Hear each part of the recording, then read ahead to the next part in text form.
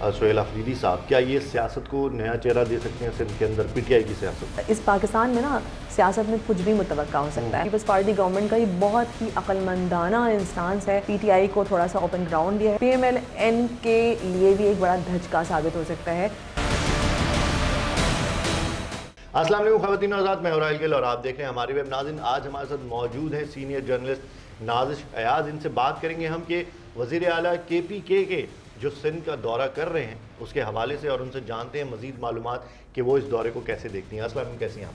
वालेकुम अस्सलाम, बिल्कुल ठीक ठाक हूँ। अच्छा नाज़िश, सबसे पहले मेरा सवाल ये है कि केपीके जो वज़ीर आला है सुहेल अफरीदी साहब, उन कराची में एक तो उनका दौरा कितना तवील है, कितना लंबा है, कितने दिन वो यहाँ ठहरने वाले हैं, और दूसरा उनकी कहाँ कहाँ मसरूफियात होंगी, कहाँ कहाँ जाएंगे, वो क्या क्या करेंगे? अच्छा राहिल, यहाँ पे इसका थोड़ा सा सिनेरियो जानना बहुत ज़रूरी है। अभी सुहेल अफरीदी जो हैं वो लैंड कर चुके हैं कराची में और मीट द प्रेस उनका हो चुका है। मीट द प्रेस स्पेशली मुनक़्क़िद किया गया था कराची प्रेस क्लब के सहाफ़ियों के लिए। उसके बाद आज जो है वो इंसाफ हाउस में उनकी रात होगी। अगले दिन यानी कि हफ्ते वाले दिन जो है हैदराबाद में उनकी एक्टिविटीज़ हैं जिनमें वो जो लोकल कारकुन हैं, या आप जिसे कह सकते हैं कि मुख्तलिफ जो विंग्स हैं, ख़वातीन के विंग्स हैं, मुख्तलिफ विंग्स हैं, उनको एक्टिव करने के लिए जो है वो काम करेंगे, उनसे मुलाकातें करेंगे। असीर जो कारकुनान हैं उनसे मुलाकात करने की कोशिश करेंगे। इसके अलावा जो है वो एक रैली भी मुनक़्क़िद की गई है उनके लिए, जबकि हैदराबाद बार में भी उनका खिताब है।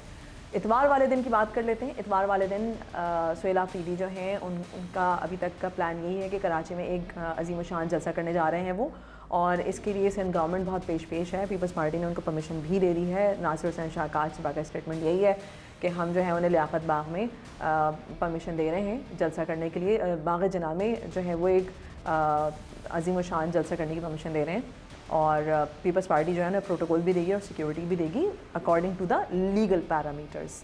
तो उसके बाद फिर पीर वाले दिन की बात कर लें तो पीर वाले दिन उनका कराची में जो है मुख्तलिफ बार काउंसिल्स में उनका खिताब है। सिंध हाई कोर्ट में भी उनका खिताब है, कराची बार में भी उनका खिताब है, और उसके बाद जो है पीर की शाम को वो कराची से रवाना हो जाएंगे।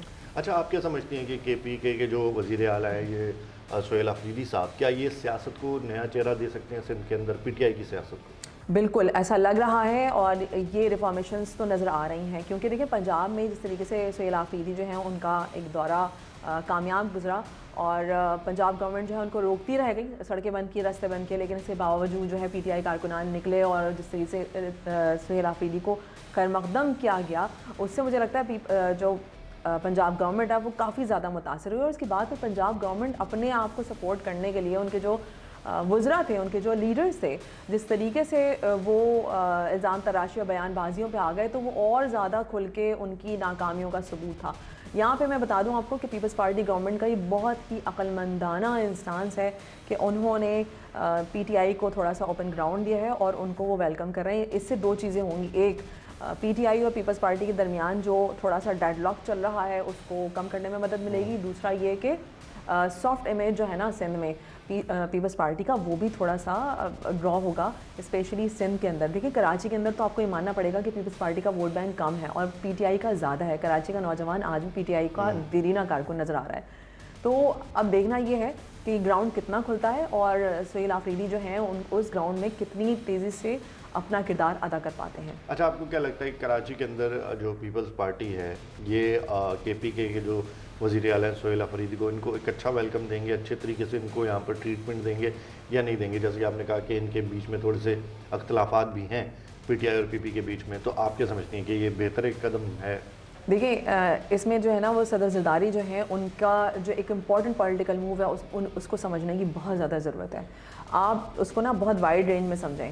एक तरफ पीएमएल और पीपल्स पार्टी के इख्तलाफात जो है ना सिंध असम्बली में, इसके अलावा जो है वो पंजाब असम्बली में, कौमी असम्बली में खुल के नज़र आना शुरू हो चुके हैं। ऐसी सूरत हाल में जब पीटीआई को पंजाब में ग्राउंड नहीं मिला, इसके बावजूद पीटीआई कामयाब हो गई, ऐसी सूरत हाल में सदर ज़रदारी का ये फ़ैसला कि उसको सिंध में वेलकम करना ये बहुत बड़ी बात है।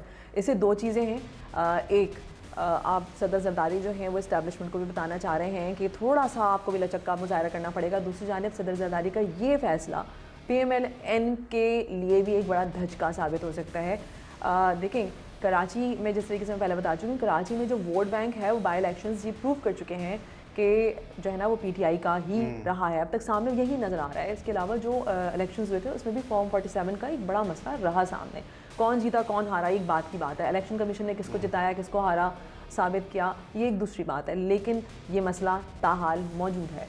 इसके बाद अगर आप के पी गवर्नमेंट को कहते हैं कि सिंध में वेलकम करना, तो बिल्कुल शहरों में जो है वो PTI की गवर्नमेंट काफ़ी एक्टिव है। ऐसी सूरत हाल में जिस तरीके से थोड़ी देर पहले हम बात भी कर रहे थे कि इंसाफ हाउस जो है वो सील कर दिया गया था और उसको डीसील करने की बातें हो रही हैं। फिर हलीम आदिल शेख का घर है, मुख्तलिफ़ चीज़ें हैं, मुख्तलिफ़ जगहों पे भी इस्टेब्लिशमेंट काफ़ी स्ट्रॉन्ग अपना एक फ़ैसला रखती है। लेकिन ऐसी सूरत हाल में अगर पीपल्स पार्टी थोड़ी सी लचक दिखाती है तो ना सिर्फ ये दो जमातों के बीच में डेडलॉक ख़त्म कर सकता है, बल्कि देखिए हो सकता है इस पाकिस्तान में ना सियासत में कुछ भी मुतवक्का हो सकता है अगला जो सियासतदान मतलब इमरान खान जो हैं वो बाहर आ सकें और PTI के जो मुज़ाकरात हैं, आज फवाद चौधरी का स्टेटमेंट भी आ रहा था कि जो है PTI हमेशा से बहुत ही ओपन मुज़ाकरात के हक़ में है।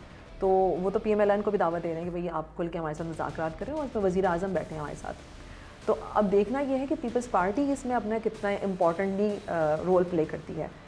अभी तक जो नज़र आ रहा है वो सदर ज़रदारी जिस तरीके से कहते हैं ना कि जगलर हैं या मैजिक मैन है, सियासतदान है, मतलब पाकिस्तानी सियासत का जो किंग मेकर अभी तक कहा जा रहा है नज़र आते हैं वो सदर ज़रदारी नज़र आते हैं। और लिटरली ऐसे ही लग रहा है कि एक बार फिर सदर ज़रदारी जो है वो पंजाब गवर्नमेंट पे जो है वो बाजी ले जाएंगे अपने इस मूव के ज़रिए। ठीक है, बहुत शुक्रिया नाज़िश इतनी सारी इन्फॉर्मेशन देने के लिए, और उम्मीद करते हैं कि जितने लोग हमें देख रहे हैं वो ये ज़रूर अब समझ रहे होंगे कि KP के जो वज़ीर आला हैं वो कराची में आए हैं, सिंध में आए हैं, तो उनका ये दौरा कामयाब होता है या नाकाम होता है, या इसका क्या नतीजा निकल के सामने आता है PTI के लिए। तो आज के लिए इतना ही। उम्मीद करते हैं कि आपकी वीडियो ज़रूर पसंद आएगी। जाने से पहले चैनल को लाइक करें, सब्सक्राइब करें, शेयर करें। मैं हो रहा है।